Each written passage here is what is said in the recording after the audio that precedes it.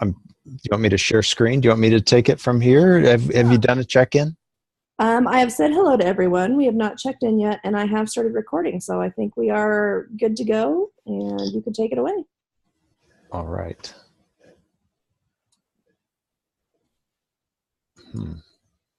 What are you seeing?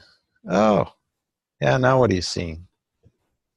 Do you guys see the PowerPoint? Yes, we do. Isn't this beautiful?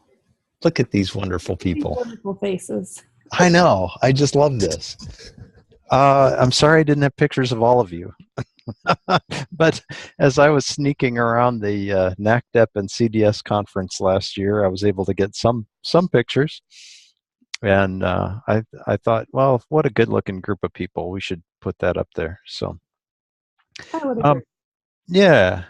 Hey, so tonight what I was thinking is to do a quick check-in, get some quick updates from folks and from your teams. Um, I was in correspondence today with Cindy, and I've got the draft agenda for the conference, and so we can look at it and talk about kind of what our needs are or what we'd like to have happen at the CDS conference this summer. Um, the theme for today is engagement. And so I've got a short PowerPoint, and hopefully we can have a good conversation around this idea of engaging our audiences. And then what I was thinking is that we might give you some kind of group time, get into our subgroups, our teams, and come back with an issue or topic that you'd like assistance on.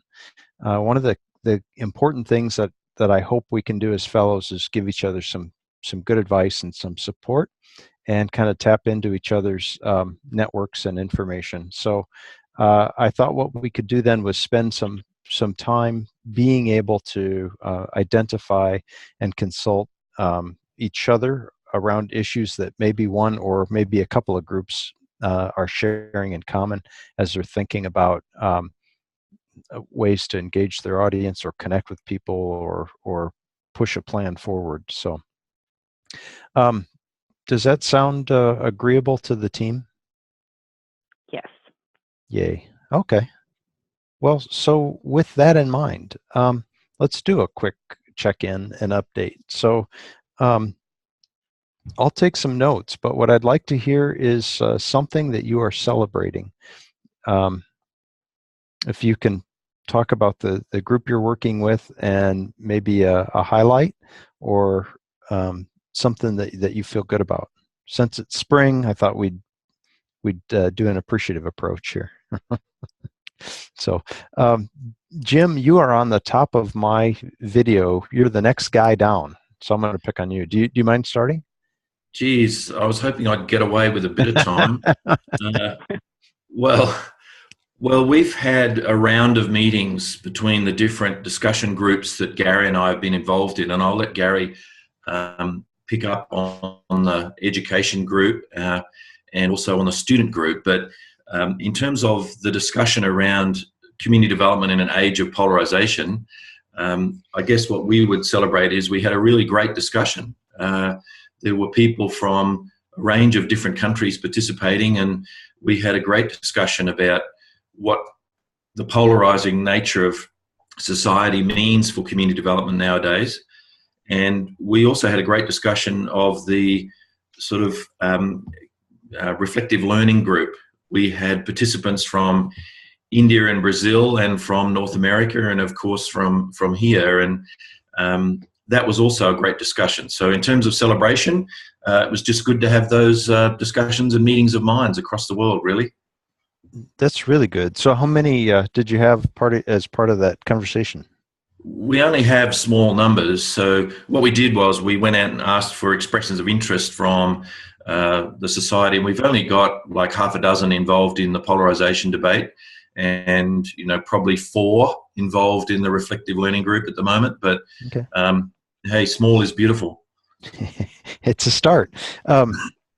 So I owe you an apology right off. I had told you or Gary that I had a couple of names of people that I thought might be interested. I couldn't find those names in their contact information, or it took it took me too long, so I apologize for not getting that to you.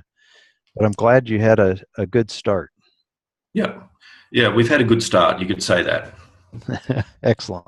Thanks, Jim. All right. So next down is Madhavi. Oh, that was fast. I thought I'd get away since I was on the phone, but that's okay. We had our first of 4 meetings with the community development practitioners that we're doing this learning community with. Good. I think, in organizing this, we were a little like, I wouldn't say nervous, maybe a little apprehensive, because we all talk about this separately a lot. So we weren't sure when everybody came together how it would be, but it was actually a very fruitful discussion. So we set ourselves up for the second meeting next week, where we're going to try to develop a draft of some like local standards for community engagement that we intend to present to some funders and maybe some executive directors of organizations. But the conversation was great. We had some city staff there who is actually involved in, she was with the planning department, so they're actually involved in some planning work on the east side. Then we had someone from a community development and financial institution, and they're in the middle of this really interesting participatory budgeting process on the southwest side of Detroit. So it was really an interesting conversation, and people stayed for like an hour after it was done to keep talking. So I think we just struck the right chord. So it feels like then it'll be good for the next couple of weeks. That's really good. That's exciting that you had a good turnout and generated that good conversation. Yes, thank you. Yeah, excellent. Well, thanks. That was concise, a good check-in. We hope to hear more as we keep going. But let's see. So I changed camera views, and now it messed everybody up. Now you're all scrambled around again. So, Craig, you want to go next? Sure, I'll be short. We're just really excited right now. We're starting the process of getting the students coordinated to go to the respective conferences. And so the ISQUALS conference comes up first. It's in Hong Kong. And so Chelsea will be going to that. And so we're getting that set up. And then once the CDS registration's up, which hopefully will come in a couple weeks here, then we'll get another student to go to that one. And so that's been going well. So we got our checks. We're moving that forward. So we're excited about that. And now that everyone's basically back from spring breaks, we're getting ready to do some further planning on our webinar that'll be sort of cross-pollinated, for lack of a better term, with CDS and ISQUALS. And the board was moved forward with looking at ways to do shared, sort of not necessarily shared membership, but discounted membership rates if you join both organizations. And so now there's a group of individuals that have been sort of accessed and collected. And so we'll soon meet and move forward with that. And looking at how do we form greater partnerships with people doing great community well-being work, community development work. And so we're really excited to move forward. And so while some of us sort of press pause for a little bit, now we're back at it. So that's what I'm excited about, is moving forward with our group and our work together. I love it. So yeah, one of the questions is how do you discount membership to join both? I love that, but do you feel like it hurts both organizations if you've got a discounted membership, or? Yeah, that's one of the things we're exploring. So we're looking at how much of a discount do you pursue. So many organizations have journals that come with their subscriptions, so you have to look at that. And you have to look at, are we gaining members by providing a discount? Let's say someone joins ISQUALS, but they've never joined CDS. Right.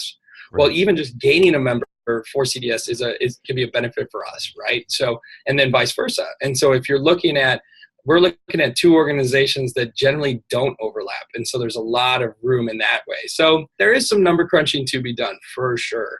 And so we're going to be reaching out to folks on both sides at both organizations regarding finances. But looking at if we can sort of even further share resources and not just sort of share discounts on memberships, but even look at providing a CDS track at ISQUALS and an ISQUALS track on community wellbeing at CDS and future conferences.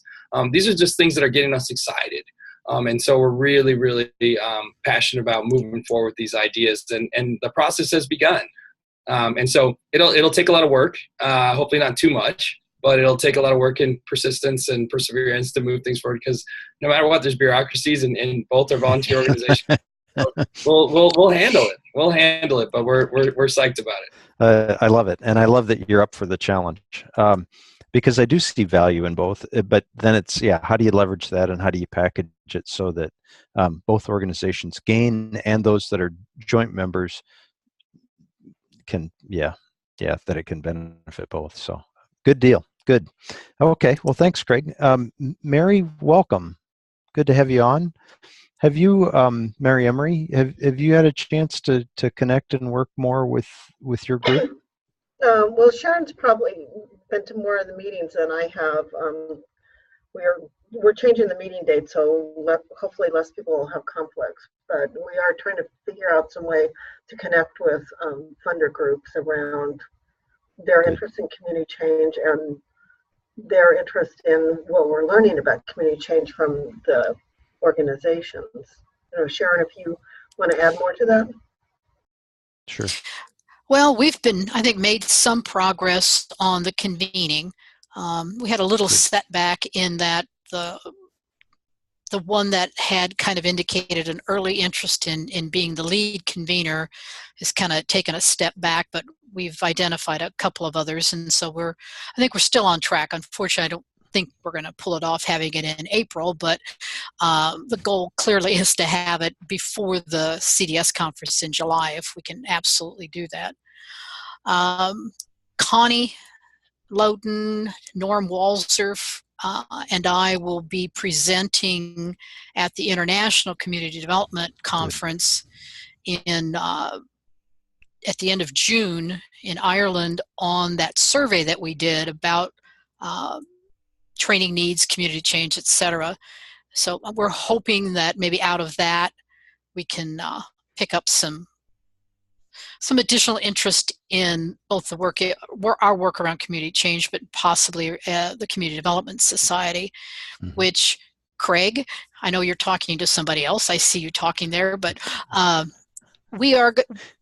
one thing that would be really helpful if we had was a really simple, maybe like a card stock thing that talked about what is CDS, what are the benefits of membership that we could kind of leave laying around at various and sundry places while we're in Scotland or Ireland or wherever it is we're going to be. Ireland. Just throw them from the plane. Yeah. We'll just drop them out of the plane. Probably don't need a lot of them, Craig. There's a limit to that kind of stuff that people will pick up. But, even if we had 50, that would be nice just to kind of share around there a little bit and kind of spread the word about CDS. So that would be great. If you could reach out to, and I can put you in touch. I'll take care of that. I'll put you in touch with our secretary, Caitlin Blesher, and she is in charge of the communications committee, and she can work with Justin, our managing director, and we can make that happen. Yeah, so just something like a postcard type thing. Absolutely. Yeah, we may even have a template in our files that we can work off of. Perfect. So So anyway, back to your base question, Dan. We're proceeding. We're proceeding. Good. Proceeding is good. So Sharon and Craig, CDS used to have a little trifold brochure that was updated maybe a year or two ago, or 3 probably. But we still have it. It's been 2 years. Yeah, but that could be something maybe that's handy and not too heavy to pack. So excellent. Thank you. All right. That was a twofer. John Hill, how's it going with the student group? Maybe you and Gary can team up on a check-in. Yeah, I haven't had a chance to connect with any students yet because I actually have a meeting tomorrow to connect with some newer students. I'll have more information for you guys in April's meeting. And Gary probably has more recent information from his meetings, but I think the major thing that we're trying to establish are these CDS chapters within our own universities. So that's something that we're playing around with, this idea of there being a University of Kentucky CDS chapter. And I know Gary's talking about a chapter that might not be as formal, but I'll let him discuss that. Okay. We have been meeting here at North Dakota State University with students. We'll have our 4th fourth meeting tomorrow. We meet the last Tuesday of each month for pizza or Jimmy John's sandwiches or something like that. And we usually highlight one young professional, one of our graduates who is living in the area and working, and let them describe what they're doing. So we showcase those people and what they're doing, their journey, how they got there, so that when students come, they can say, my goodness, there are jobs out there. Here's one of us with that. Then to use Jim Cavay's term, we deliberate a hot topic. And so we've done the polarization topic. We're doing, tomorrow night we'll have our fourth meeting, and that will be on social inclusion. And usually we get really good conversation. Last month, one of our students who had created a board game for the past 4 or 5 years, he has worked in the area of homelessness. And what he did was to build a board game, have it published, you can buy it, about the ins and outs of going into a homeless shelter and what that's like and how you get kicked out and then how long you have to wait and getting points to get into other facilities. And it was an eye-opener. And instead of 1 hour, it took us 2 hours to get out of there. So wow. That all worked well. But as a result of these meetings, we'll have our next one, our fourth one tomorrow. I know that I've got 5, maybe 6 students who are going to be coming to the CDS meetings. And part of the funds that we're hoping to use will be a partial payment on their registration. The other is that Mary and I are involved with the Community Development Master's Degree Program through the Great Plains IDEA. And we have had a challenge with 1 credit of coursework.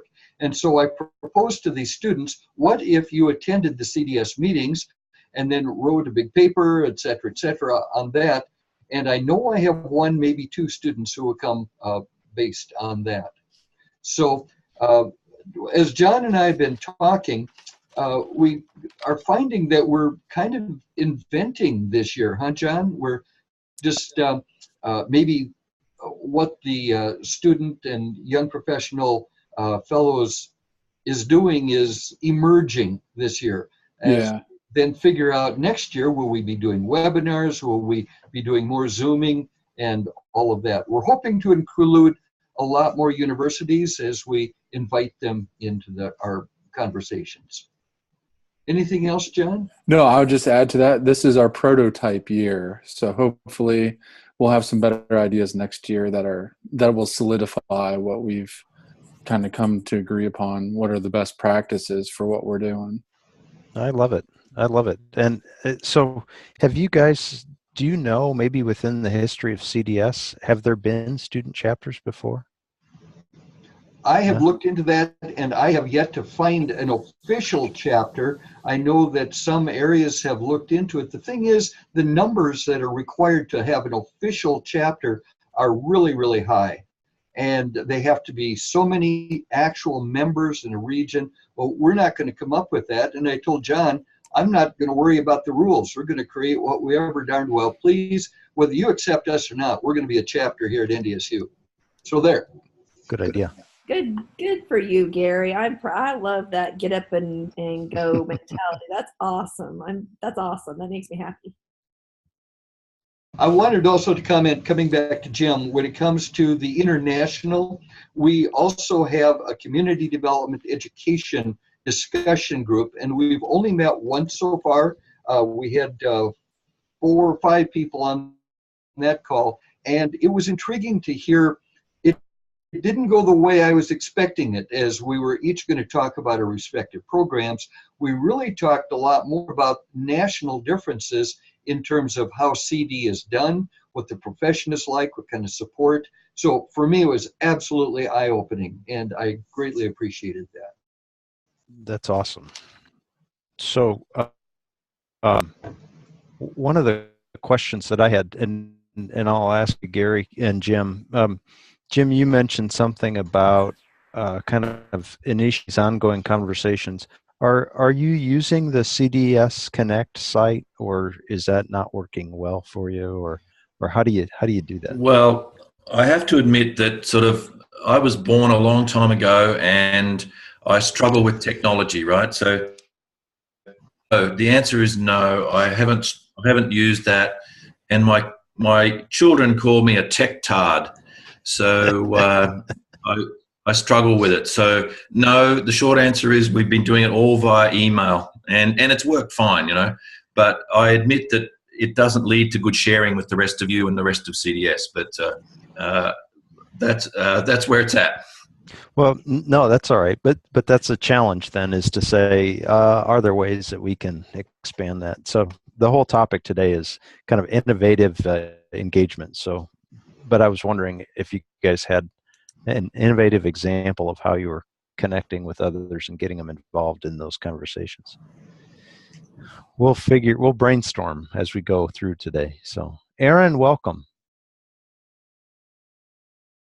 We're just doing a quick check-in. Yeah. Can you hear me? Mm-hmm. Yes. Hi. How are you all? Thank you. Good. So Madhavi gave us a little bit, but said you guys have had an incredible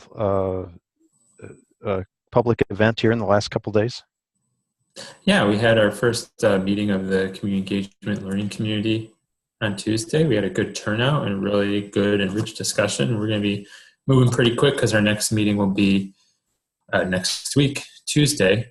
And so we're going to be, hopefully building a cohort of folks who are really interested in moving practice of community engagement within the community development field forward and coming up with some shared values and recommendations. So we had a good start, talking about different people's experiences last week.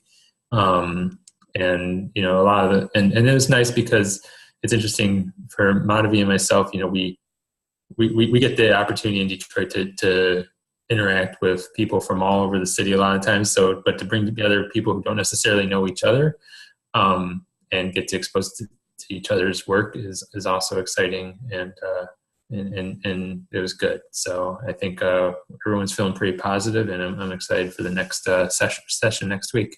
Are you under any kind of obligation to track networking or connections made? As an organization for us? Yeah. That's an interesting question. Yes, although we don't really do it very formally. I'd say mostly, we keep track of, who our members are and who attends different events because we're a membership organization. But we haven't, and Madhavi, feel free to chime in if I'm forgetting something. We don't necessarily formally keep track of like who's making connections. So we've tried to do it a couple of ways, but I think we need to think through how to do that, if that would be a useful activity for us, right? And how we would do it. And I think in our, it's a little bit different in our neighborhood planning work, but we do try to capture it. I don't think I do a very good job. I'm sure there's more efficient ways to do it, but we sort of have a little sheet that we keep track of where we figure out which of the resident participants are connected to who they met since the last time we met, what organizations they're meeting with. So I'm sure there's a more efficient way to do it, but we're trying to figure out a good way to do that. Anybody on the call have a good way to do that? I think that's part of the challenge. And the only reason I asked is just because as you were talking, I thought, I wonder if you're struggling with this too. I'm working on a SNAP Supplemental Nutrition Assistance Program Policy Systems and Environment project. And one of the outcomes that they're hoping for is that the potential SNAP eligible community member can form better connections across the community. And so we're asking them. We've got a little bit of a pre and post for some engagement activities to basically kind of say, did you meet, did you connect with a new organization today that you were unaware of previously? Or did you meet an elected official or somebody in a position of, that can help provide services? Did you, so we've got some of these kind of questions that we're trying to track it, and we'll see. I don't know that we've got a great system either. I do know of some folks that do social network mapping, but I'm not sure about what processes they use. Does anybody have a good way that you found to track that? social networks or connections? I would say something we had done at CDAD previously is we've built basically an online map and directory of community-based organizations in the city. Mm-hmm. And one of the questions, it's one that's filled out by the users. So like the director of a community development organization, and Block Club president would fill it out. And one of the survey questions is always like, tell us about other organizations you partner with. And so we do have some data around that. I would say it's probably outdated because a lot of it was filled out maybe over a year to 2 years ago. And I would say we never did figure out what to do with it. So it's there, but we haven't like analyzed it in a formal way. And that's a tough question too, because rarely does somebody like give you a comprehensive list and then you go back in a year and see if their next comprehensive lists, if they remembered everybody that they were working with last year. Yeah, I mean, it's a challenge. So yeah, absolutely. Okay. Well, very good. So I'm actually excited to get into a conversation with you guys just about engagement and engagement ideas and strategies. But before we do, I wanted to see if I can share my screen. I wanted to have a quick conversation about what we envision happening at the CDS conference. And we've had some conversations about when best to get our Fellows project kind of in front of the plenary or the full group of participants at the CDS conference, and how much time we want and what that looks like. And what I wanted to do was kind of bring it to you. There's a schedule online. It's outdated. It's about 2 drafts ago. The most current draft is still a draft. And I was in an email conversation with the person that's pulling this together today. And they said, so right here, I don't know if my little thing highlights for what you're seeing, but actually, are you seeing the schedule or are you seeing the agenda? It's the schedule, Dan. Oh, good. I see the schedule. Okay, good. I've got dual screens and they're doing different things. So, so one of the ideas is that we would take about an hour, or in this case, what was scheduled was an hour and 15 minutes in front of the full group on Monday morning. Now, what you'll see here is that there are 2 or 3 different options that they were trying to schedule or figure out when people were going to go. But this was one that I've been kind of saying would work well for us, and I say that without knowledge of what you guys think. So chime in. What do you think about this as an option? And if your question is, what are our other alternatives? I don't know what the answer to that is, but as an opportunity to get in front of the body of conference goers and to talk about the Fellows projects and what we're doing. So theory, and it just seems to me that the Fellows has been one of the more exciting things that has happened in CDS. I'm very delighted with it, and the potential. I think, as John Hill said a moment ago, in our case, it's more a prototype that we're just evolving. So to highlight it, showcase it in something like this as a plenary would really be good. I think it would highlight even more what CDS is all about, or could be all about. So, sorry, Daniel, just Aaron? to go ahead. Clarify, would this be in place of the re-envisioning places for those that live there session then? Is that the proposal? No, I don't think so. I think what they were trying to do is figure out. They've got a bunch of moving parts and pieces, and they're trying to figure out what gets fit in where. And so this doesn't mean instead of. In fact, one of the ideas was, hey, wouldn't it be great if between 8 and 9:15 we could do all these people? But yeah, I mean, I was thinking that we would need at least an hour. But that's without having this conversation. And so I'd like to get some feedback and thoughts of kind of how you envision, how much time you'd like, what you envision sharing. And then the other piece of that is just to say that this is our a key part of time in front of the group. But I'm thinking that if the youth breakout has another time where they say, hey, we're going to have lunch or dinner together or a meeting on Tuesday during the vendor tables or during the plenary or whatever, you can see Tuesday's plenary session has a whole bunch of stuff there. So they're just trying to fit us in, and what I was wanting to do is make sure that we could secure the time that we felt we needed. Aaron, Dan, do you mind if I jump in? I have Great, to go. yeah. I have another meeting, but I want to just reiterate that what I have been told on the executive committee from the conference chair is that nothing is necessarily set in stone.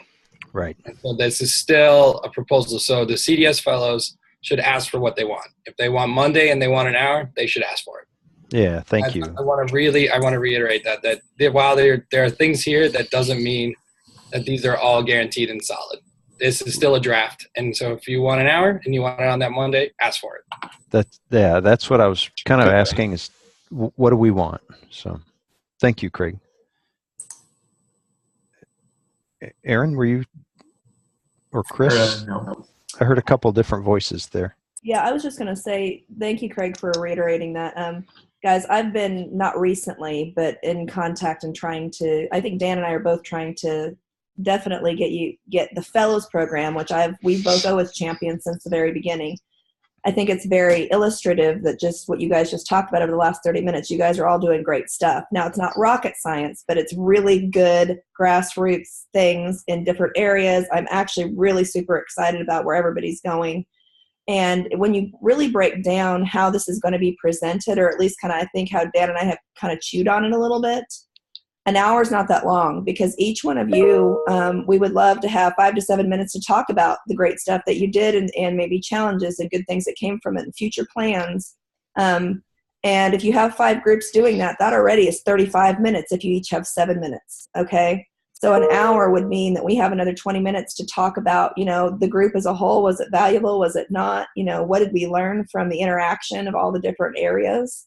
And I just really think that, like Gary started out by saying, that this is kind of some cool things that CDS could be in the future as far as pulling in different groups and really getting engaged and stuff. And you guys are doing some great work. So it always has been my opinion, and I fought for this for a long time, that there should be a chunk of time that you all should be, or as many of us as can be there, should all be kind of sitting in front of the cohesive group of CDS and saying, hey guys, this is what happened over the last year, and here's some really cool things, and this is where we're going in the future. And using it almost as a showcase for all the good stuff that you have done and we have done as a group.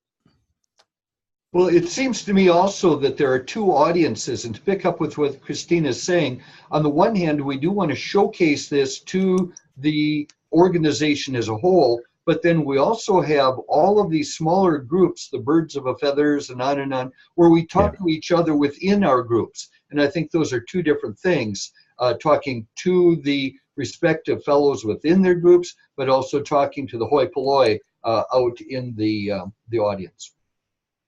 Absolutely. Yeah, it's Jim here, and I'd back that up by saying that if we think about the audience that we're going to have there, I think it's kind of clear that we would want to have an initial discussion about what CDS Fellows is all about, what the vision is.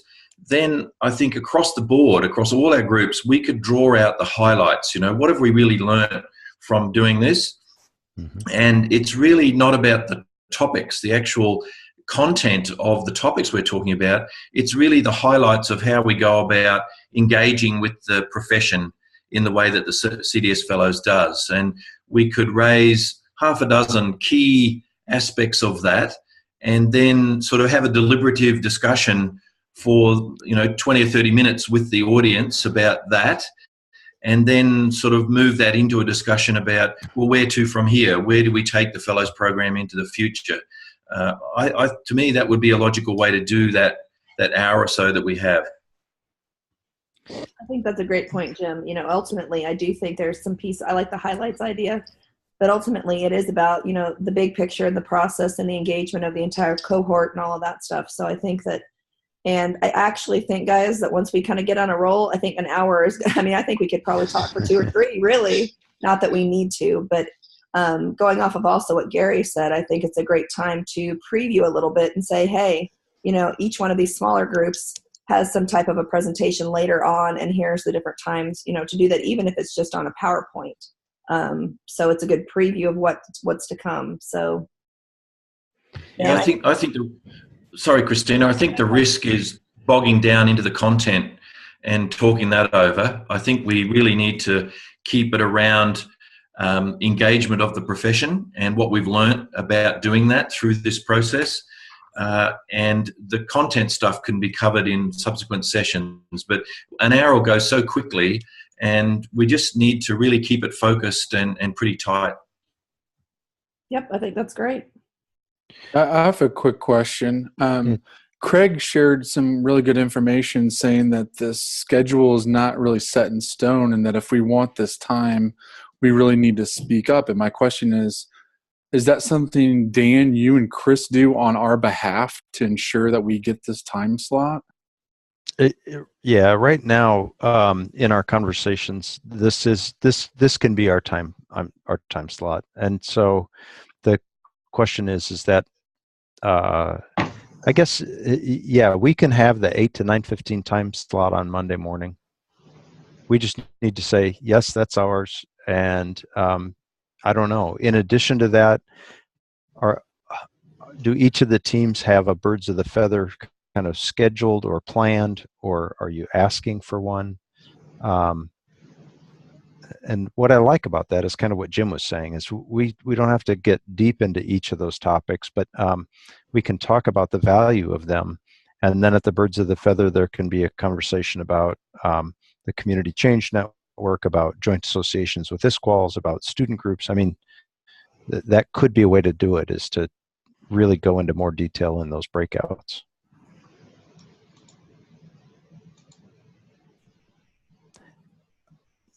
I'm just curious if that's how everybody's thinking, or if I'm projecting. Dan, I can tell you with our group, the young professionals, that's how we had it set up in our mind was, okay. we want to discuss this as the full CDS Fellows panel.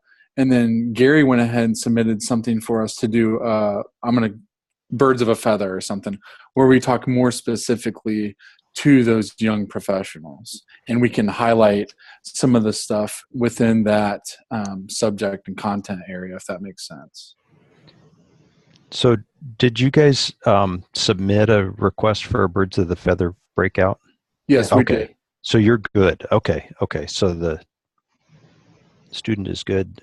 Is there any group that needs a chance to have a voice or venue? This is Sharon. I'm pretty sure that Community Change, I think Connie and I can't remember who it is, but I think we have a session that's been accepted. Mary? Yeah. Oh no. Yeah, you're presenting. I'm blanking. Okay. I don't know. I'm blanking on who's in the group, but we did have a session accepted. Okay. Good. So yours will be one of the concurrent sessions. Yes. Awesome. Yeah, and that's the thing, is that there are so many kind of directions and opportunities to present and or talk or gather, that I just wanted to make sure that that each of the groups has a plan. And if not, that we can make sure that we speak up and say, well, this is what we would really like to have happen. So Jim, do you have the group, let me scroll up, is meeting with an international reception on Sunday or not?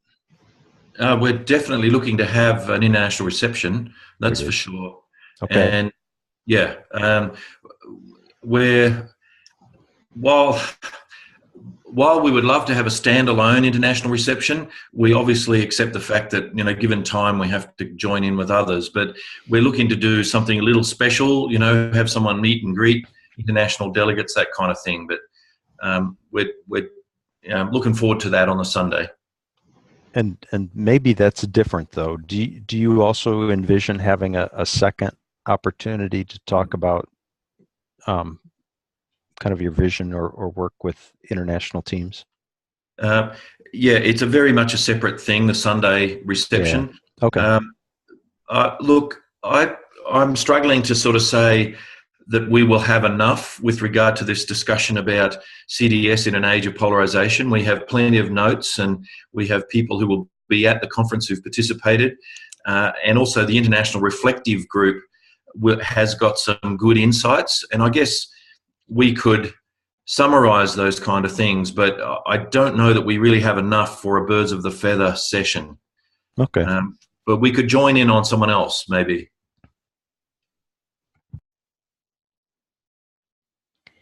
So let me ask this, colleagues in community crime. Does anyone want to draft up what that time might look like in terms of kind of that plenary session? Or do you want me to do it and send it out as a kind of draft outline of how we might break up that hour? I'm quite open to any ideas or suggestions. Jim had a bit of an outline. I kind of liked what he had. Yeah, that was so. Do you want to maybe jot that down as a or? Right. Yeah, that's fine. I'll just put that in an email to you, Dan, to send out. Hey, it's just a starting point. Mm-hmm. But it's good. I mean, I was taking some notes about highlights and where do we go from here, but I think you could add some detail. Yeah, I think an hour is going to go really quick, and I think there's a lot to be said in just what are the highlights from our whole experience, and I think that's the sort of main part of that hour. But yeah, happy to write that down and get it to you. That's fine. Okay. Excellent. What else do we need to ask or talk about around the CDS conference? Well, after we get the outline drafted, I think then whether it's a panel forum with a moderator or we just each go up and have 5 minutes and have an egg timer to say when to sit down, I think just that process would be useful. Yeah, I think so too. I think so too. I'm not sure what the venue is. I hope we can all be there, maybe on stage even, but I don't. That's a good. That's good, Gary. Yeah, I have a quick question, thought, comment. Mm-hmm. I would like to meet everybody in person at the conference before we do this plenary session. I don't know. It just seems a little odd to be like, oh, I guess I'll see you there at 8 a.m. on the 23rd. Just get a chance to see everybody in person. Right. I guess have a dinner, lunch, breakfast, something. Hi, it's Madhavi. Since I'm in Detroit, I'm happy to help coordinate something like that if everyone lets me know what time. And I also want to say that since I'm here, and I may speak for Aaron as well, since the Detroit crew, we're here. If you need anything, if there's any last minute details, that we're here to help. Awesome. We're going to call on that, Madhavi. I think that's great. So, John? I kept being here. What do you need?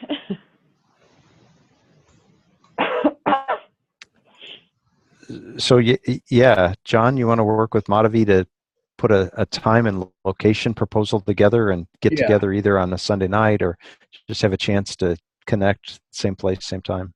Yeah, that'll work. Excellent. Cool. Yay. All right. Thank you all. So let me go back to this and see if this works now. Hey, that didn't work. Chelsea, welcome. Good to have you join in. Hello. Hi, everybody. Yep, I have class till 4:30. So I'm glad you could be here. So So let me know if you want any updates at some point.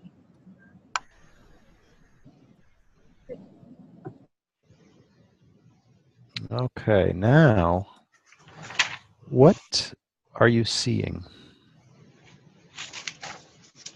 Back to the agenda is what Yay, okay. Then that's working. Let's see if this advances. Nope. It doesn't move. It doesn't. I'm getting these little messages on my computer that says, "We will restart your computer." It's like, no, you won't. No, don't. I don't know who you are, but do not stop my computer. So let's see here, guys. There we go. Let's, if we can, does it say the importance of innovation and engagement now? No. Oh, You're still on the okay. agenda, Dan. Dang. Let me stop and see why it's not sharing the screen that I think it is.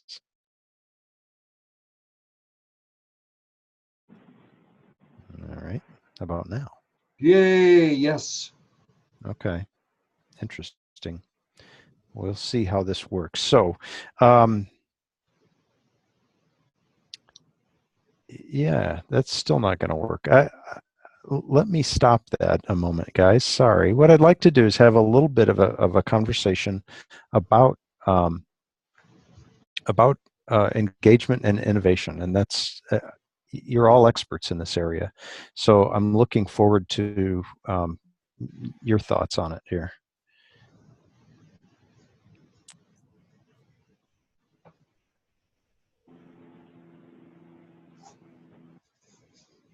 Now, okay, so now what are you seeing? Agenda. You're not supposed to see that. I've got a split screen, and for some reason, the screen that you don't see is working perfectly, and the one that you do see keeps popping up and freezing up. So, Now slide the importance of innovation and engagement. Yay! Okay, we'll try this and see if this works. So, what I'd like to ask, and maybe you see the whole slide, but how is engagement necessary for community? And I know that's a yes or no question, but to me the deeper question might be, when doesn't community need engagement? I mean, are there times or types of community that can get along just fine without a whole bunch of engagement? And that's a real question. Well, I have to jump in here, Dan. I can't help myself. There's a real feeling in certainly rural and regional areas here about over-engagement, over-consultation, and it's leading to a lot of disillusionment and people getting pretty cheesed off. So there is a feeling out there that says we have processes, we have elected local governments and state governments and elected officials that are there to make decisions on our behalf. So there are community members who are saying, for God's sake, make that decision, get on with it. But at the same time, there are people who really do want to actively participate, and there are decisions that do need to be deliberated in communities. And the issue is not so much how much engagement is needed, it's engagement around what? What's the appropriateness of engagement, making the judgment about when to engage and when not to. That's the key, and getting a balance between appropriate participation and involvement and participative democracy, but at the same time not over consulting and over engaging and having some delegated authority to make some decisions. I think that's brilliant. I actually was just writing something the other day, and it was really kind of weighing on me because I am one of those guys that says, hey, we need more involvement in decision making, more public participation. And the reality is that there's a limit to that. More is not always better. And so And it's also about how engagement is gone about. You know, we call consultation insultation, because often it's done in a very inappropriate way. You know, a consultant comes to town, they run a very prescriptive process, they have butcher's paper and lots of stuff, and then they come out of town, and that's the last we ever see. You know, so and I'm not necessarily knocking that entirely, but the experience that a lot of people have is like that, and more consultation is not necessarily better if the consultation is not done well, if it's not truly participative, if there isn't follow-up, if there isn't action that comes from it, and so on. Right. Dan, this is Sharon. I'll throw in 2 comments here. One, you know, having done this for a while, I've come to the conclusion that you got to work with who shows up. There's a point at which you can spend your entire time trying to have one of everybody there, and you never get anything done because you're waiting for one of everybody to show up. Yeah. The other side of that is that one of the things that we're finding is, and I think this is kind of relates a little bit back to what Jim was talking about, people are sick and tired of process. And we're having a lot of trouble getting groups, I don't care if it's communities, I don't care what it is, to get a lot of interest in doing some of this kind of stuff, because it just goes on and on and on forever.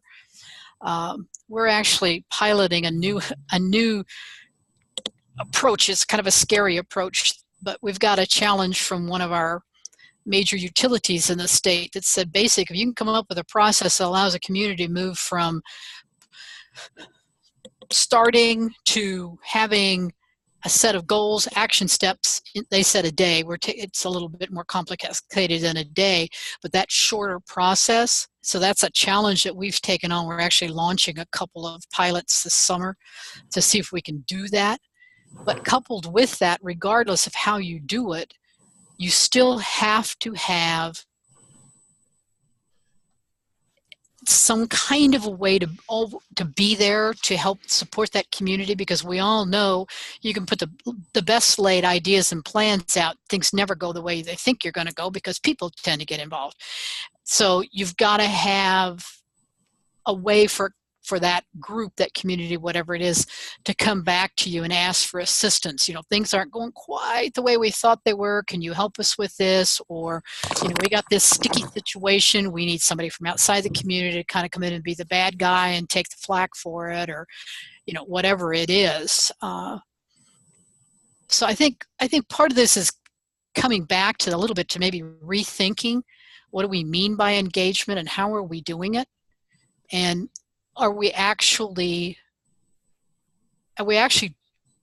seeing the kind of successes we could see with our current processes, or do we need to kind of rethink some of our processes?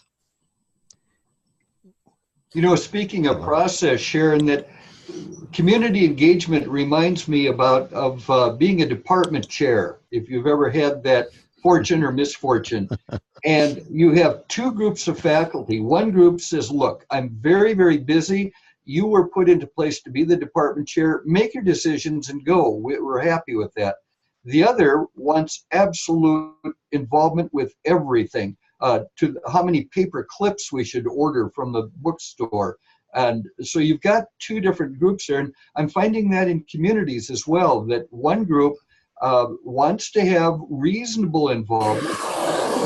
Elected officials, we've got people on board, go with it, and we can have input there. But others in community are showing up at every single community meeting imaginable and want to have input in every one. And I'm not sure in that spectrum how to balance that out, whether in a department or in a community. I have a few thoughts as this conversation is going around, and at least from the way that, you know, our organization approaches our work, and we do get involved in a lot of community engagement type projects, do community planning. I think you have to have multiple ways where people get involved where they want to get involved. But just to speak to what Gary said, so not everyone's going to come to a meeting. So maybe you need to find a way to reach people who aren't going to come to the meeting. I think that's one place that I see a lot of things kind of like not kind of falling down, where it's like, okay, whoever's at the meeting that's enough. But there's a lot of reasons why people don't come to meetings. But I guess the other question always is, what are you engaging for?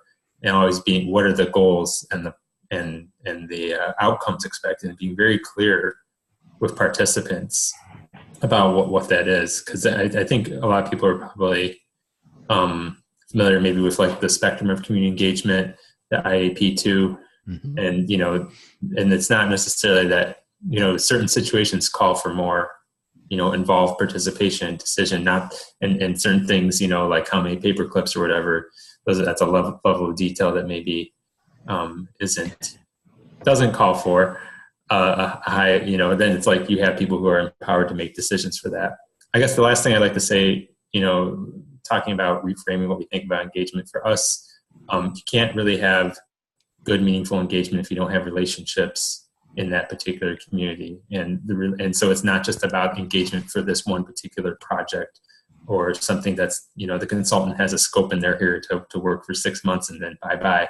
There needs to be continuous like relationships between, institutions, whether it's government agencies, local community development organization or whatnot, and with folks that live there, so that when people come together, you're not starting from zero every time, and people know that you're accessible and know that that institution is accessible, know that they can get their questions answered, and know that they're going to be, and so the institution knows who to reach out to, knows the community themselves, because each neighborhood, each community is different, and there's lots of different things involved. This is good, Aaron. Yeah, and what a challenge, the relationship piece of it too. As you were talking, I was thinking, well, and who sets the kind of, or determines what's appropriate in that relationship? Is it the service provider or the community members? Yeah, go ahead. I think it's got to be someone of both. Even when you're talking about delivery of services, if you're doing it without knowing what your community needs, then you're kind of behind the ball. And I think that, building those relationships, it's hard because there's power dynamics within an organization or institution, and, they come in as like the authority figure, and they have to be, in my opinion, they have to be willing to cede some of that authority and let people know that, no, we are looking at you as a resident as having equal authority, because this is your neighborhood and this is your community, and we're not here to dictate. When I was early in community development, Mary, I don't know if this was you that said it, you might relate, because one of our colleagues used to always say, community development is dangerous work. And do you remember that, or no? Well, I always thought it was a bit dramatic. It's like, yeah, it's dangerous, but it is for the reasons that you're saying, Aaron, in that if we believe that getting groups to be able to come together and address their problems is in a timely and constructive fashion is important for that community to survive, then the way that we interact with them is dangerous, especially if we're the ones that are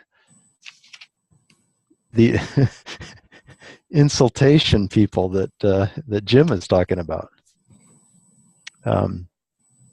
If we're off-putting or driving too fast, I struggle with this. I met with a group last week, and I really felt like I needed to push them to set some achievable goals. And Sharon stepped away, but that's kind of what she's talking about within the framework of doing it within a day. But I also felt like if I pushed any harder, I was pursuing my agenda, and if they weren't ready to step up and volunteer, then maybe I would be doing more of a disservice than a service. So I ask these questions in this sequence, when doesn't a community need engagement first, to really start to think about, to, I guess, challenge the thinking that sometimes I fall into, and that is that all engagement is good engagement. You need to get people, involved. This is good. Other thoughts? You're all on mute. Yeah. Saying too much, Dan, but I absolutely agree with Aaron that engagement is a relationship. It's not an activity or an event. And it's a relationship that you build with communities where hopefully they feel comfortable enough to ask for your engagement with them, rather than us just going out and doing what I call technical evangelism, that's a really critically important point. And then the other thing I wanted to raise was equity.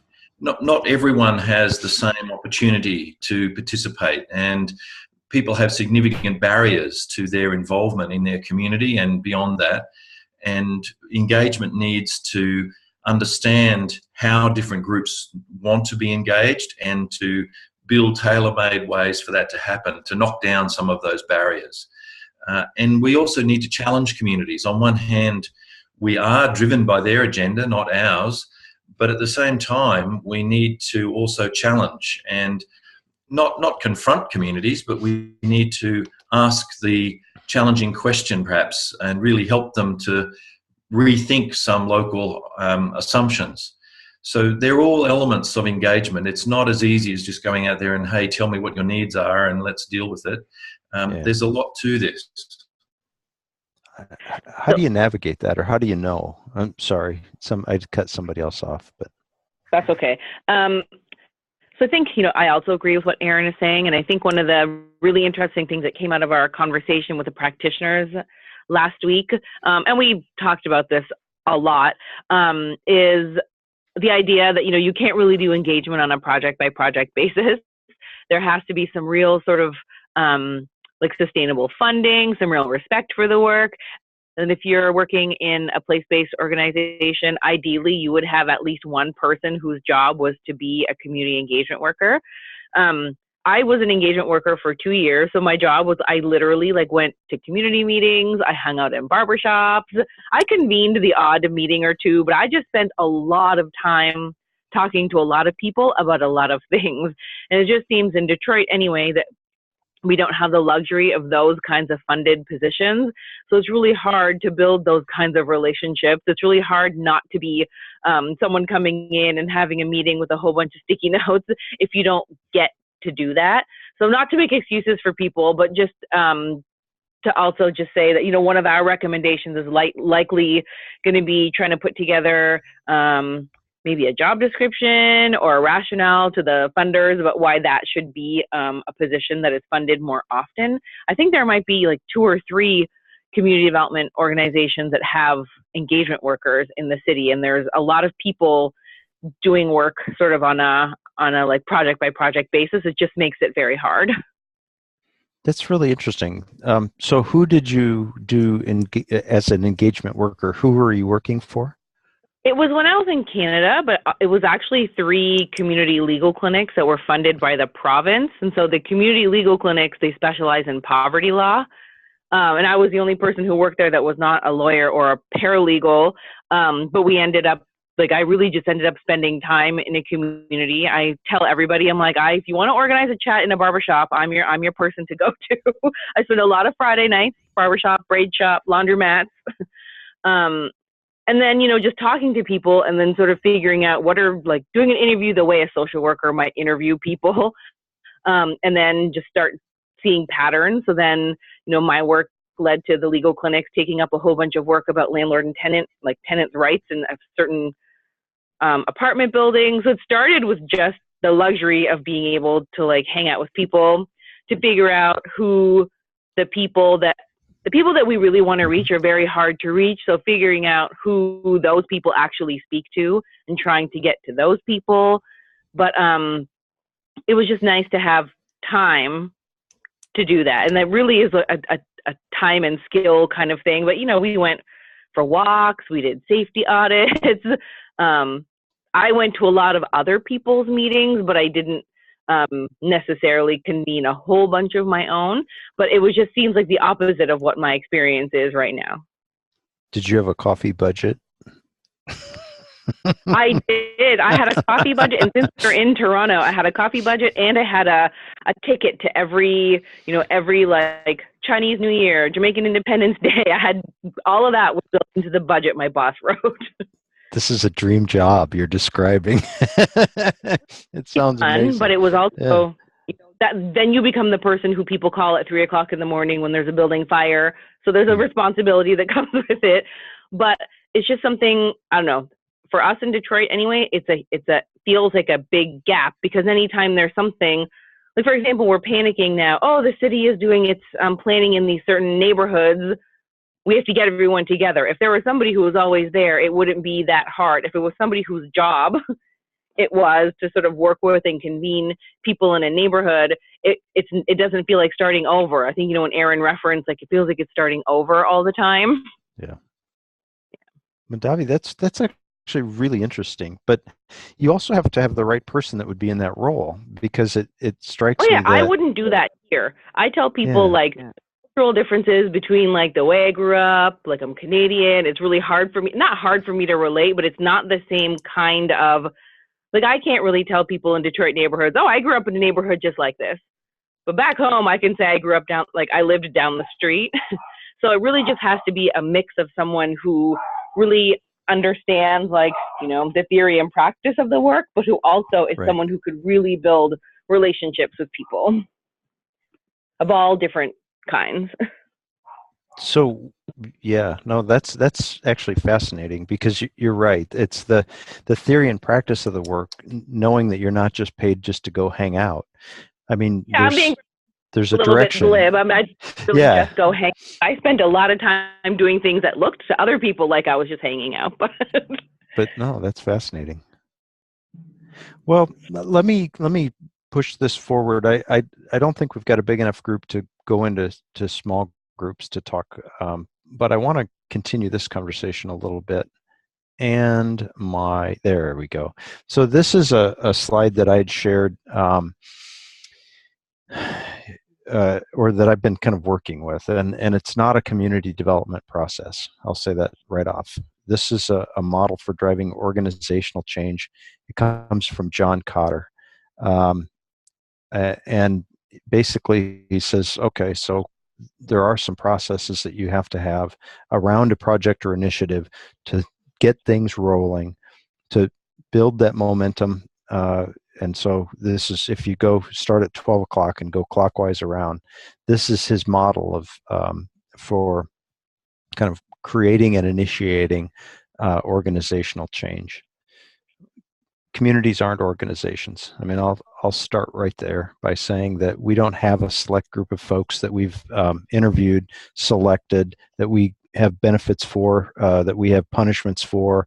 We don't have time expectations that they have to be there. I mean, communities often don't have many or any expectations of what it means to be a member of a community of place.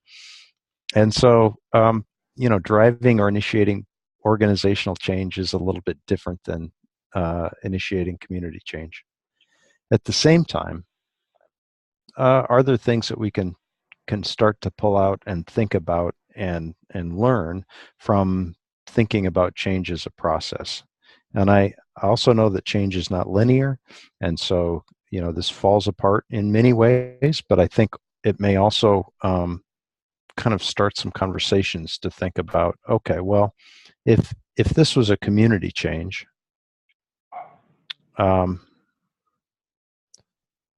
if you were to create a sense of urgency, a couple times ago we talked about Stanford Innovation Review highlighted that being we had innovators, orchestrators, and agitators. Being an agitator actually was a role in community change, and that was somebody that held people's feet to the fire and elevated a sense of urgency. And so if you're engaging or trying to create community change, is this something that you pay attention to? What can be done to prioritize the topic that you're working on? And who and how do you engage people around that topic?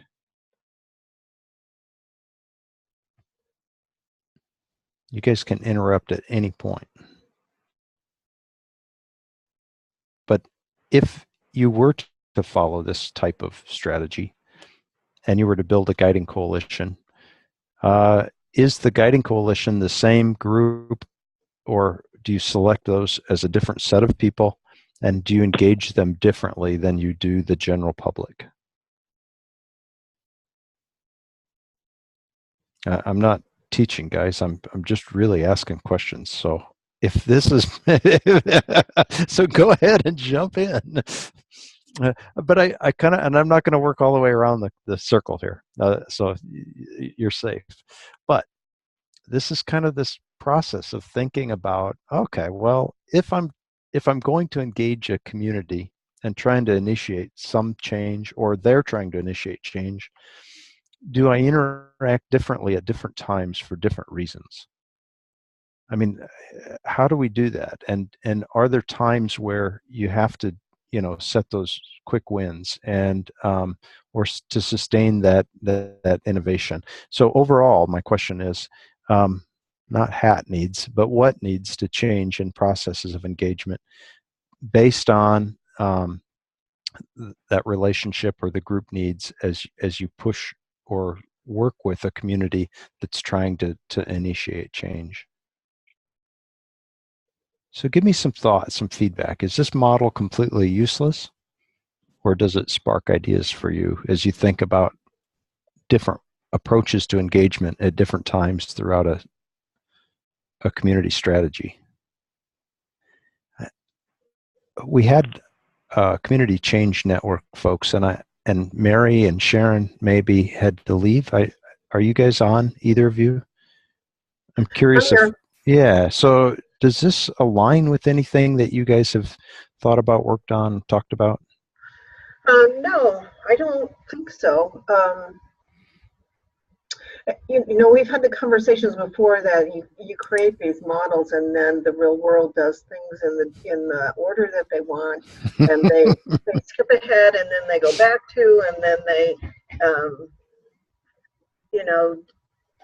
they may pause for a while.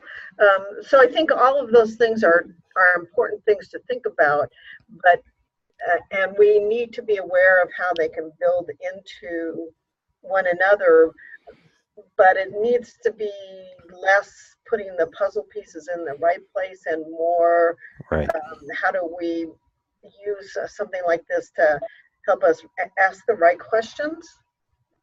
That's kind of my sense of it. I mean, the community change group, I think has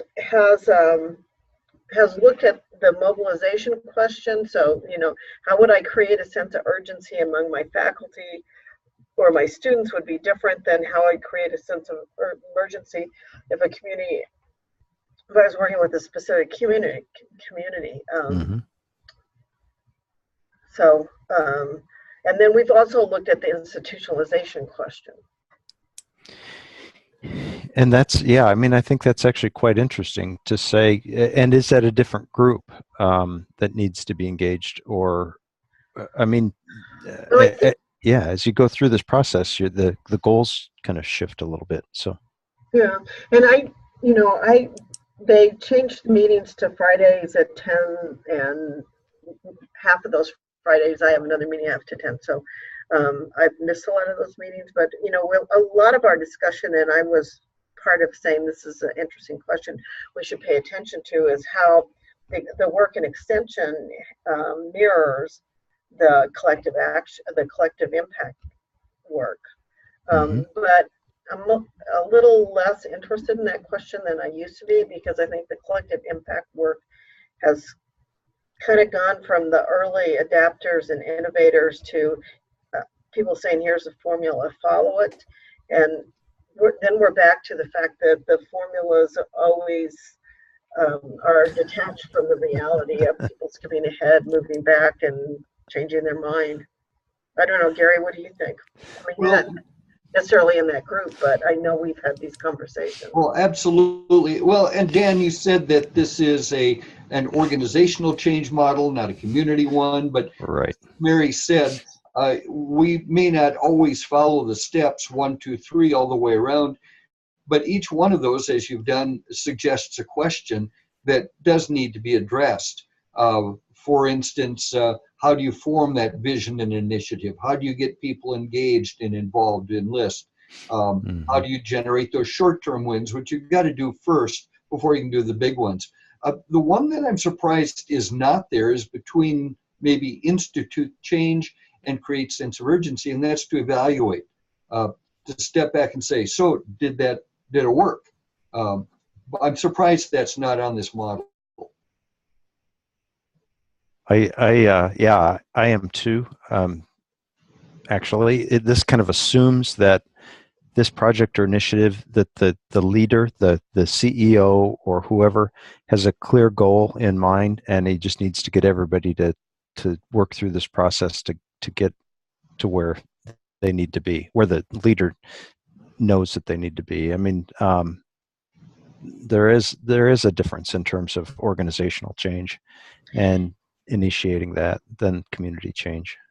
But whether it's organizational or community, there should be a sense of evaluating what you've done to see if you actually are doing what you thought you were doing. You'd think. Yeah, you'd think.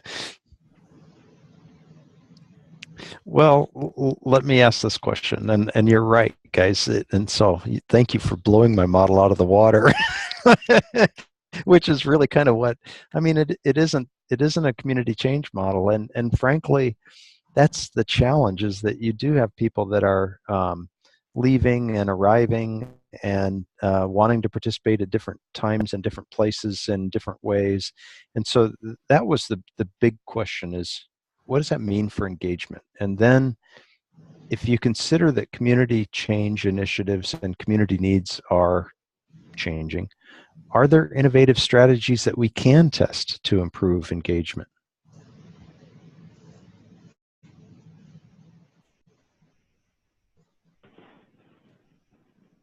Madhavi? Yes, I guess is the short answer. I don't know.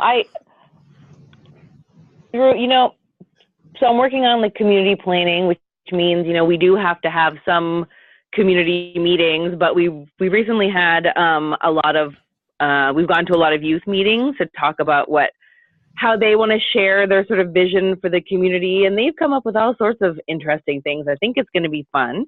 They're talking about things like a 1-minute cell phone video, like doing a little film festival where they just make videos on their phones. They want to do like a performance, like a 3-act play on a vacant lot to sort of imagine what it could be. They're talking about doing a museum full of like artifacts from the neighborhood, or just going on like a community walk. There was a whole bunch of talk about stuff on Instagram that I kind of didn't really get, but they have some ideas. I think it could be, I think the bottom line is that it should also be, it's really important work, but it should also be, it can and should, when it's appropriate, be fun and not too stuffy in a meeting. People go to so many meetings. I like to say that people in Detroit everyone's like a little mini urban planner. They just go to so many meetings and know so many things, and they're tired. So if they have ways to suggest different ways to do it, I'm all up for hearing. Dan, all the feedback is that what engages people in their community and also with organizations and institutions is other people. People relate to, say, local government, not because they have some great fondness of local government plans or anything. It's that they know someone in local government and they communicate with them and they get on with them, and that engages them with local government. But I think innovative strategies would be around technology and social media. I think it would be a really interesting thing for us to look at what is the role of social media and that kind of stuff in engaging people in communities. And maybe a lot's been done on that, I don't know, but as a society it would be good for us to look into that. it is. It's a different type of community with different expectations for involvement, different maybe levels of responsibility to each other on that community. And can social media be used, more seriously to engage people genuinely? It might be that it's a limited kind of interaction that's not possible, but it might have great prospect for engaging people genuinely throughout communities, and it might be a way of perhaps even overcoming some of this fatigue that we have in traditional engagement. And perhaps it comes down also to questions of who's being engaged and who's doing the engaging. I think in many ways we're talking about CD professionals, and if that would be someone who works in local government, that could be very much of a top-down understanding, and so the engagement is almost engaging strangers. On the other hand, if it is, as I think Aaron and others have pointed out, the engagement is a relational topic, I'm already one of the people, so to speak. So it's almost not a top-down or bottom-up, but a sideways intervention or engagement. The role of power in this influences everything, doesn't it? I mean, the assumptions from the community developer. As Madhavi, you were talking about youth, and some of their ideas were, a play on the lot to talk, a 3-act play to how you envision it, and the films, a film festival, museum. I love that, and I was thinking, do you integrate those youth ideas for community into the bigger, or do you just let them contribute in the way that they want to contribute? Yeah, a little bit of both. So in this case, these two different youth groups were really just talking about how they want to organize something and they want everybody to come. But in the past, I've done, workshops, like part of that other engagement work was we used to do a lot of gang prevention work. So we would have separate spaces for young people to talk about their interactions with the police. So it's not, I guess it's just whatever the people are sort of comfortable with. In this case, I think they want everybody to sort of participate in what they're planning. Yeah, I like that, because you're handing the decision making back to the groups. I trip on myself sometimes and think, what's the best way to do this? Do I have them? And as soon as I ask that question, I'm assuming that it's under my control, which it shouldn't be. So this is good. Well, here's the killer question, guys. You knew this was coming. This is the zinger, right? This is the application question. Okay, so we're talking about engaging these different groups in innovative ways. So considering the work that you're doing in international work or student involvement or ISQUALS or whatever it might be, what can you take away from this that might apply to the situation?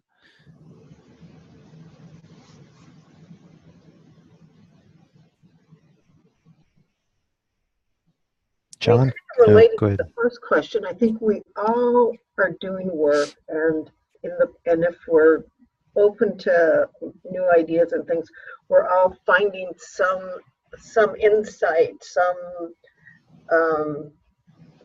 evidence that we didn't see before, and so the challenge what we all like about the Community Development Society are those opportunities where we can look at what innovative strategies or insights I've developed from my work and have a conversation with you all about those, and then have the conversation about, okay, so Dan saw this thing that worked really well with leadership that's really different than we've been thinking about leadership. Then how might we all use that insight in our own work? Or is there a way that something you're doing kind of fits with something I'm doing, and together we come up with some idea that's new and different that we could use around. I think, you know, I think the challenges for us are the engagement question is related to how do communities create structures of belonging. And in our neoliberal world, we look at that as the result of individual decisions and behaviors, but belonging is really about structure. And we have control over structure. We can change it, we can develop it. And then how do we build a sense of individual efficacy and a sense of collective efficacy? So people who feel like they belong together can make for themselves the best community possible or the best organization possible. So, you know, something I'm doing that I thought, oh, I never saw this before, but now that I see it, I can think about how to use this insight to be better at helping people create structures of belonging and participate in ways that build efficacy. I love how you said that, Mary. I hadn't thought of belonging is about structure, and we create or we control the structures. And I didn't catch it as well as you said it, but we did record this. So yeah, no, I think that's brilliant.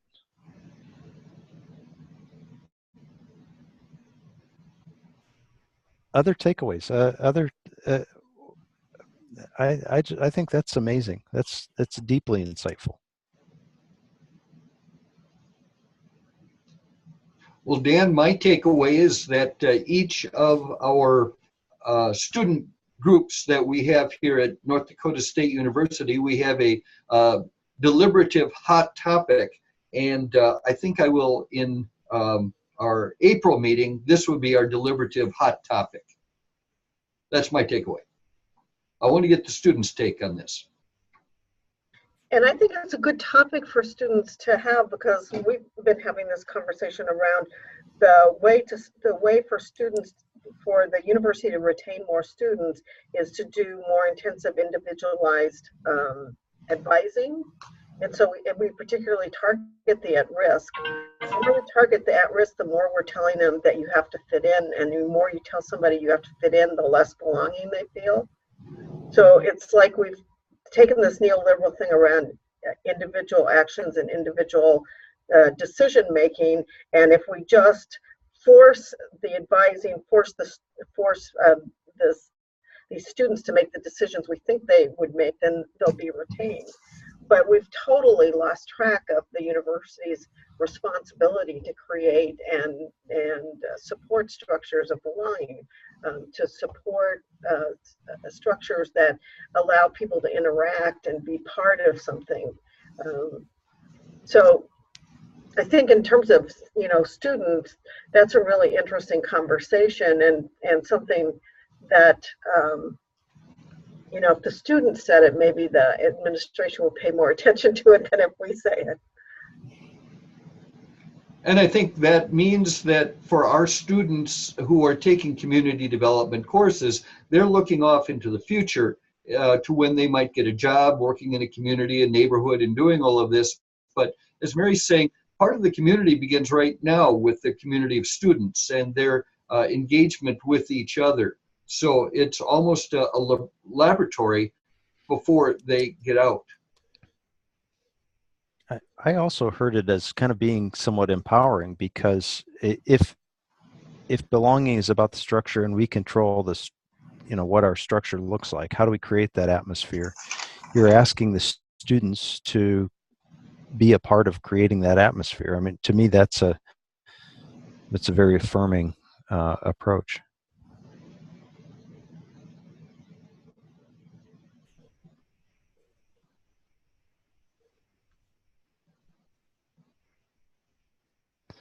Did you get all this down, John? I thought you said it was being recorded. It is. It is. Great discussion, guys. Any other kind of insights, ideas, things that you'd like to share around this idea of engaging others? I'll go. Hello. Yeah, Chelsea. I have run my first focus group and interview for my scholarly project with the local Lafayette. It's the Urban Gardening Initiative in downtown Lafayette, which is just a case of introducing this. And I really liked what Jim mentioned about engaging communities, but also finding that the proper balance. I asked one of the people I interviewed about.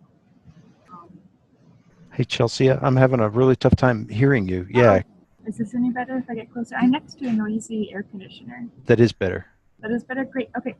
I'm also like in a room with people and I don't know if they're listening in or not. But I asked one of the people who I interviewed about what the relationship should look like in a community of the Grow Local organization who helps facilitate gardens and then the organizations who actually host the gardens. So it was nice to hear it and made me have a little aha moment of the importance of challenging a community and that you offer different ideas to think about things, to educate, but then ultimately it's up to the informed community to make the decisions about what they need. We're still looking, something I'm finding is that there's not as much community buy-in per garden as there's needed to be. So we're looking into stuff like that. I like it. Yeah, go ahead. Oh, was that clear enough? We good? Yeah, very good. And thank you. Can I air a grievance? Go ahead. The term community buy-in always rubs me wrong because I feel like somebody's got an agenda and they're trying to get the community to go along with it. And so I just share that because that's just one of the terminologies. I do realize there are times and situations where buy-in is an appropriate approach, but in community planning and community development, I struggle with that sometimes. But Dan, what about, that's an interesting perspective. What about when maybe the entire community doesn't, like there's different perspectives within the community and they're all trying to kind of get on the same page? I think that's incredibly appropriate to co-create a vision or a direction that they can agree to go. But yeah, and the challenge with that whole kind of thinking is that seems to make sense to me anyway at the time. But you get a group together, kind of back to that wheel that Cotter was looking at, create a vision was like the third thing. Well, not everybody is at that meeting, not everybody is on board, and so you go a few more ratchets down the road and somebody says, well, yeah, but that's not really what I want. And so even co-creating a vision is this kind of ongoing process that can stall you out. If you're not willing to actually, I think there's a balance between making sure that everybody has a space to engage and to be able to have input and to be actively, interactive within the community, and never being able to come to any type of a consensus to move ahead because you're trying to be so inclusive. I think that sometimes you just have to kind of say, well, this is kind of what the majority has spoken, and then allow them to find their own place, even if it doesn't exactly align with maybe what their perspective is. I think it's a fine line. It is. It's a challenge, and it kind of goes back, I think, to what Jim was talking about earlier in terms of engaging everybody all the time and everything is really tough. And Absolutely. So, yeah. I don't know if I answered your question, Chris. No, I was just bringing up the other point that it does sound very manipulative if you don't use it in the way that you're actually allowing individuals to kind of co-create. I think the co-create term I'm a big fan of, only because it does sound like people are coming together at a grassroots and trying to build things together, as opposed to somebody coming in and saying, this is what we will do.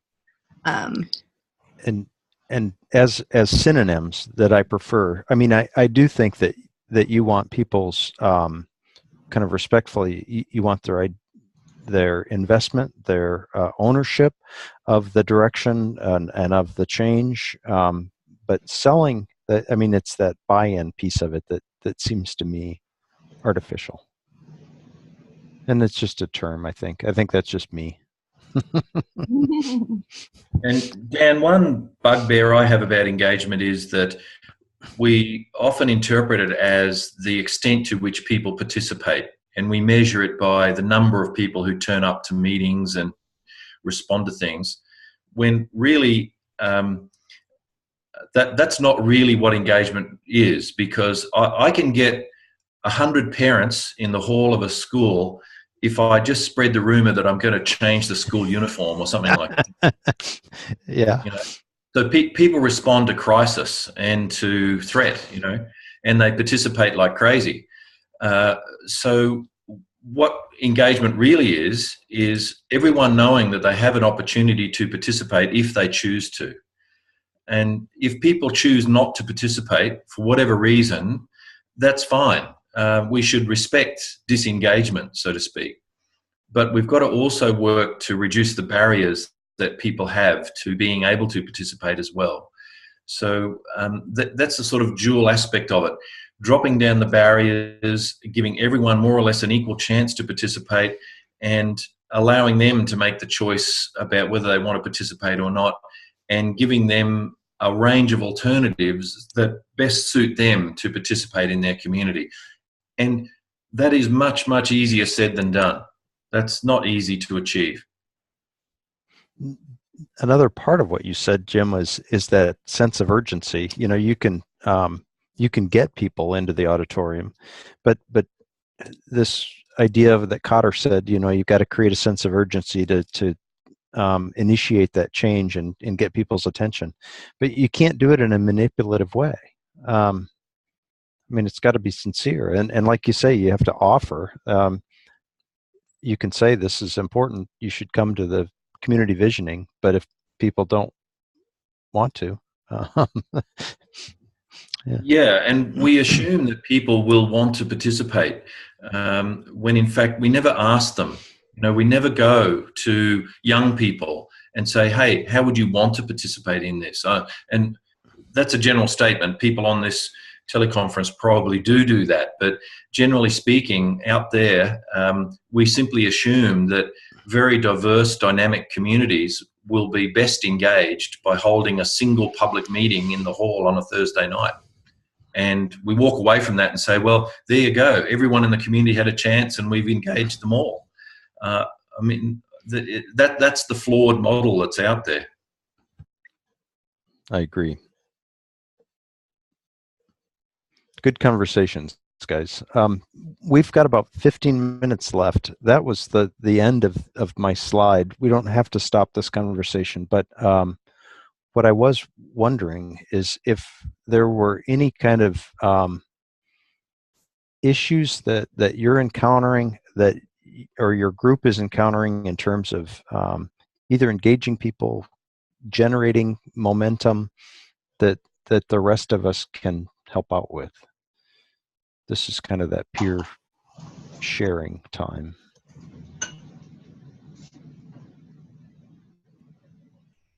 Are there any concerns or challenges that any of you would like to offer up, just to hear what other people might have thoughts on? I will mention one, and John, you and I have talked about this, and it's for our students who decide that they want to come to the CDS meetings, join and participate. Thing is, it's expensive to go to the CDS meetings. I calculated up what it would cost to get an NDSU student to the meetings and back, and by the time I include their membership, which is relatively low for a student member, and then registration, which will be in the $200 or $300 range, hotel, food, transportation, we're looking at a couple $1,000s. Now, I did a little poll of our students and said, how many of you have $2,000 just laying around? And I'll be darned, I didn't have a single hand raise. So that said, what John and I are thinking is that if we could offset some of that, and we're given a small amount of money to do that. So we'll be able to maybe offset partially some of their registration, well, depending on how many takers come.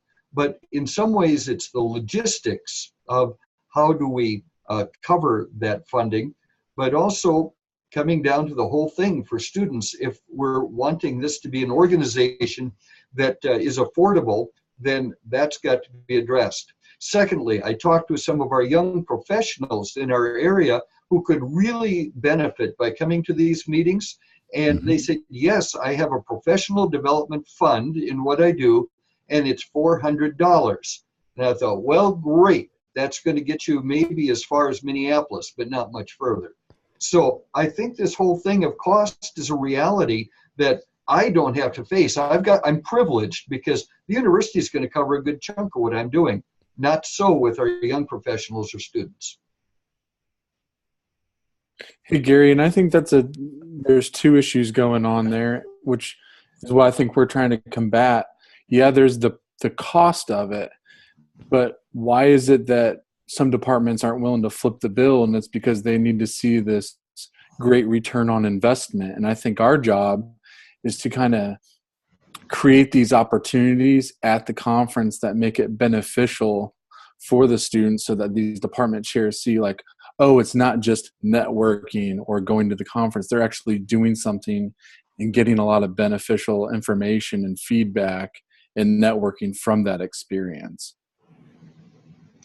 And I guess I'll say that's true for the young professionals and students. And Jim and I have talked about our international delegates who are facing the very same constraints. Is there, on the CDS conference site, there used to be a little, like basically a statement of that you could bring to your department chair. I think it was written more for faculty, but even for students to bring in and say, hey, this is why you should support me in going to this conference. And I don't know if that's helpful. It certainly doesn't reduce the price to a group of people that don't have funds to go to these kinds of conferences. But I don't have an answer. I'm just more whining, complaining than anything. So thank you for that cathartic effect. I feel better. There is, I was going to try to look up, we've just been working on an institutional membership as well. And CDS has talked about that for years, and yet you had to call in or ask about it. And now we're trying to get that posted on the CDS website. So if you want to use your funding to help provide an institutional membership, I think they start at 9 people and go 9, 12, 18, something like that. So, but I know that doesn't also help unless you're doing scholarships to get them to the conference. An off-the-wall suggestion has been made more than once, and that is having a set of mini conferences in different locations. And you could have a CDS conference in South America, for example. Now, it's hard enough organizing a conference in Detroit, let alone in Columbia. But if we have a chapter, and I'm a strong supporter of us developing international chapters, and we all know how difficult that can be. But in the future, we should definitely be looking at mini conferences being held in other locations that might be associated with the main conference, but it gives an opportunity for people in different parts of the world to come together in their locality at a much cheaper cost and actually participate in a smaller, say, 1-day or 2-day conference that might be associated in some way with the larger conference. We should be thinking along those sort of lines, I reckon.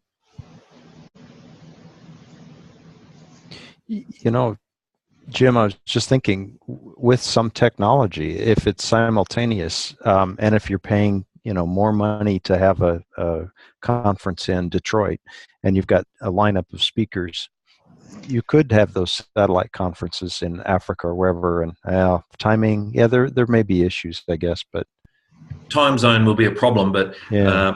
It can be managed in different locations. But yeah, we should be looking at that. We could be just looking at streaming the conference into different parts of the world and having local drivers help to organize people to come together in those localities and participate in some way using technology.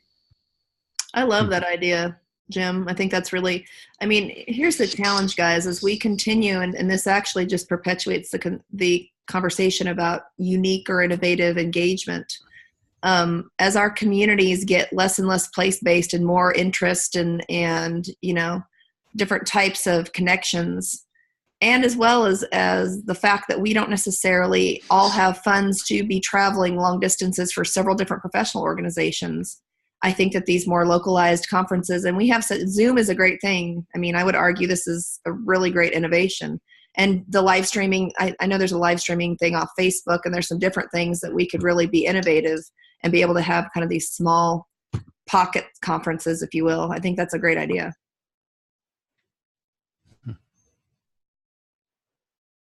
I like it.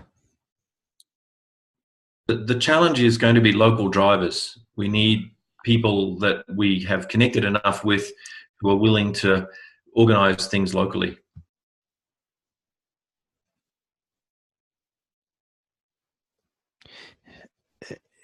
But maybe CDS could support that, and not that, I mean, just to be able to,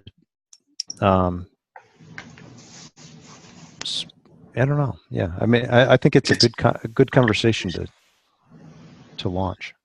I think it's an interesting thing, Jim, that you bring that up at the end of the innovative engagement day of discussion, because you know, again, that is obviously not the norm as far as we all do annual conferences that we travel for. I mean, what a way to innovatively engage.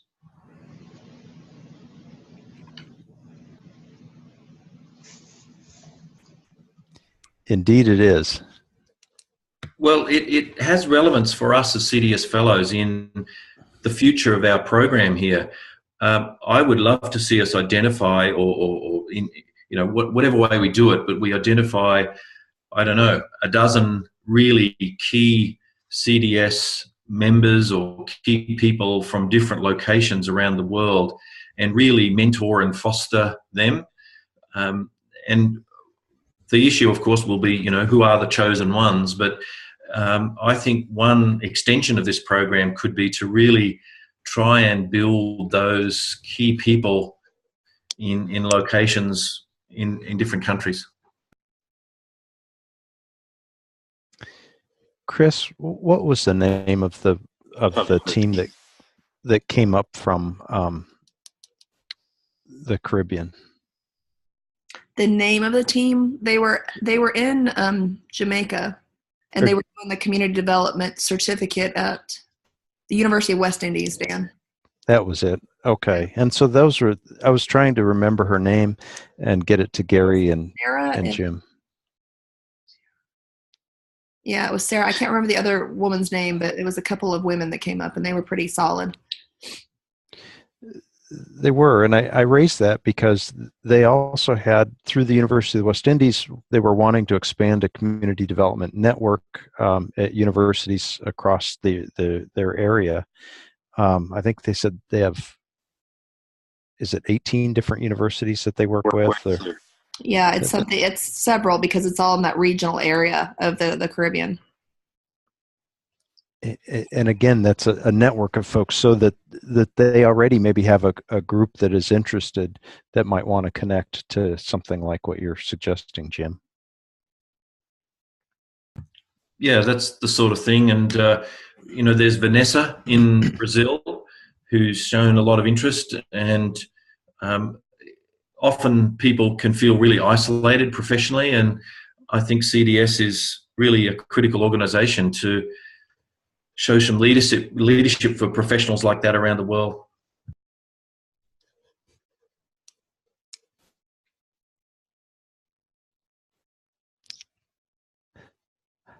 I agree. We're quiet though. We're all on mute. So, guys, this has been a good conversation. What are your needs as you're moving your groups forward? And a second question is there anybody that would like to blog about this? I've fallen off. I didn't get the last blog written between our last session and this one. Last time, I think we were talking about different motivation of what motivates people to be engaged in groups. This time, we're talking about community innovative engagement. Would any of you like to post something that would get blogged on the CDS site and included in the Vanguard and around this topic? Not for this topic or for this month, but once I finish my scholarly project, I'll be happy to share those results in the blog post and come up with some questions. So awesome. We'll focus on, seeing how the gardens have impacted the well-being, also how the process is going. So I'll bring something up when that gets finished. And you used a couple of words that made me think that it might be more than a blog. Yes, it's a poster. It eventually will be a full. I won't be doing a written abstract, but to meet my requirements, I'll be doing a poster and undergraduate support for that. So whatever detail you'd like me to share, I'll be happy to share. Okay. So the other element that's coming up that I want to keep us focused on is that Craig Talmadge, who publishes or is the editor of the CD Practice, has offered us an opportunity to have a CD Practice focused on what we're discovering or learning and or doing through the Fellows Group. I'm not sure what that'll look like yet, but if you can think of maybe what different arts or chapters might be, I mean, just simply, I was thinking that each project would have a chapter, but we could divide it up in other ways too. If and again, this is something I'm open to suggestions or ideas. Dan, I'm sorry. Go ahead, Aaron. Question: When do you need this blog post by? The blog post would be, like I say, I missed the last one, so we could do one very soon, or we could do it whenever we get it done. Okay. Yeah. So I think there will be a Vanguard going out in early April. Do you think in 2 weeks we could do it?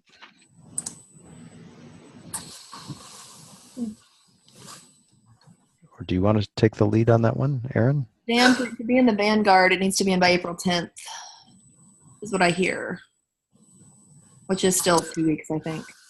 Yeah. I will, Aaron, if you will help, I will help you. If you want, I mean, if we want to tag team a little bit, I can help. Sure.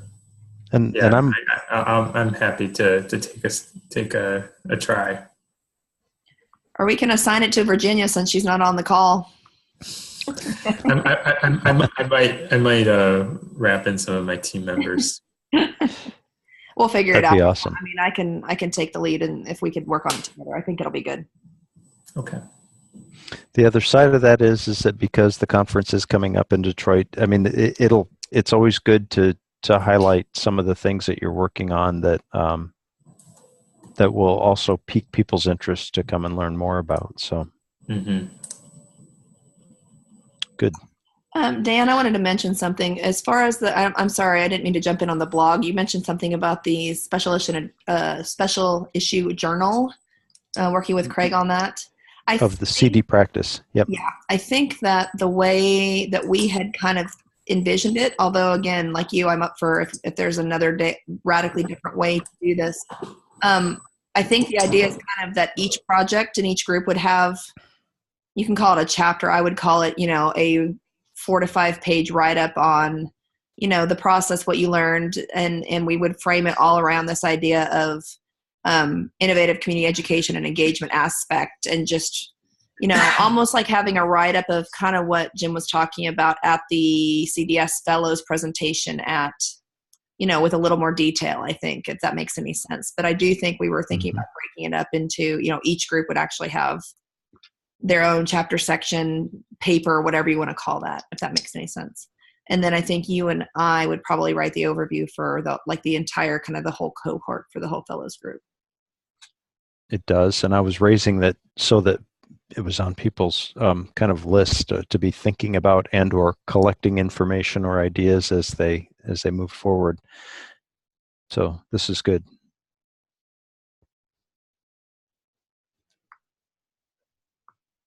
And if there was a somebody said, oh no, this has got to be it, it's different, I think we can work out those details. But yeah, Craig had said early, I think this spring, I said I don't think so, but even if we could be working on it summer into fall and maybe have a fall issue, I think that might be more realistic. And even that seems a bit ambitious. So, but as you say, Chris, if it's 5 pages, that maybe that isn't too much to. So, Dan, an overview, would that be something like what we did, what we learned, where to from here, 3 points, or just to have a degree of consistency, or did you have something else in mind? I think that's a great idea as far as having some type of like the consistency aspect. I feel like, and Dan, again, if you totally disagree, just jump in. I feel like it's almost going to be kind of case studies, if you will. Like each person or each group did their own project. It's obviously based around something that's, a little bit different within that context. And Gary, say those 3 things again. What we did, what we learned, where to from here. Yep. I like that, Dan. Yeah, I mean, very generally. And I like this idea that also that it's, I hope that we're learning or thinking about reflecting on community and what it means, how it kind of plays itself out in our different contexts. Sorry, go ahead. I don't know. I was also going to say, Gary, just to add on to that, why is what we're doing innovative or moving into the future a little bit, I think. Okay. So, and I can send out, as we're thinking about that, I can send out a template that just says, here's kind of the general outline, just, clearly this is already recorded, but just for the people who maybe aren't on, so that we can all kind of get everybody in the same page. Beautiful. I like it. So Gary, if you were to assign this to your students, you would say, I want a 5-page paper on what you did, what you learned, and where you're going from here. And number 4, why is this innovative? And how or why is this innovative? Does that work? Does that spark a creative enough detail that you could write a paper?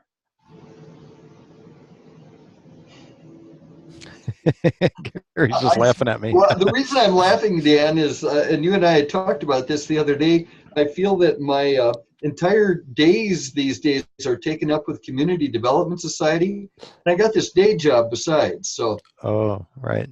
Yeah. Oh, that thing. Just because. I'm sorry. Just because they're paying you. Yeah. Go ahead, Chris. I said it's 6:02. Speaking of day jobs. Oh, very good. Well, all right. And so I think this was incredibly productive and insightful. Thank you all. I am going to reflect on this and rewatch this, because this whole thing about setting structures, belonging is part of structure or is about the structure, and how do we create those structures to help belonging? For me, that was an important takeaway. Thank you, Mary. It was all good. So thank you guys. Let's keep in touch by Facebook. Check into the website at the Community Innovation Lab. Last recording is posted, and we'll get this one posted as well. Okay. And please don't be a stranger. When is our next session, Dan? Next session will be coming up on April, I don't have my calendar pulled up. 23rd, Gary, April 23rd, 4 to 6. 4 to 6. Thank you. Great. All right, guys. Thank you all. Have a great evening. Thank you. Thank you. Have a good one. All right.